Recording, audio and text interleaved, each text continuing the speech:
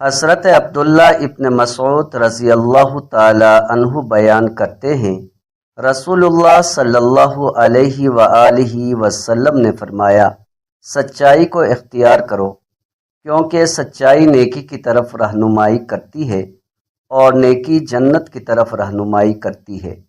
آدمی سچ بولتا رہتا ہے اور سچائی کا متلاشی رہتا ہے، حتیٰ کہ وہ اللہ کے ہاں صدیق لکھ دیا جاتا ہے، اور تم جھوٹ سے بچو، کیونکہ جھوٹ گناہوں کی طرف رہنمائی کرتا ہے اور گناہ جہنم کی طرف رہنمائی کرتے ہیں۔ آدمی جھوٹ بولتا رہتا ہے اور جھوٹ کا طلبگار رہتا ہے، حتیٰ کہ وہ اللہ کے ہاں جھوٹا لکھ دیا جاتا ہے۔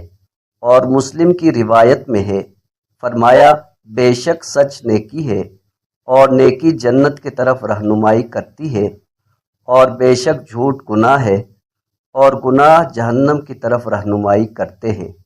مشکوٰۃ المصابیح حدیث نمبر 4824۔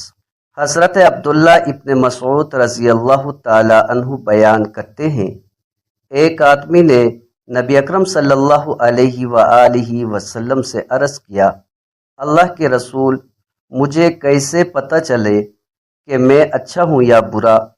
نبی اکرم صلی اللہ علیہ وآلہ وسلم نے فرمایا، جب تم اپنے پڑوسیوں کو کہتے ہوئے سنو کہ تم اچھے ہو تو تم اچھے ہو، اور جب تم انہیں کہتے ہوئے سنو کہ تم برے ہو تو تم برے ہو۔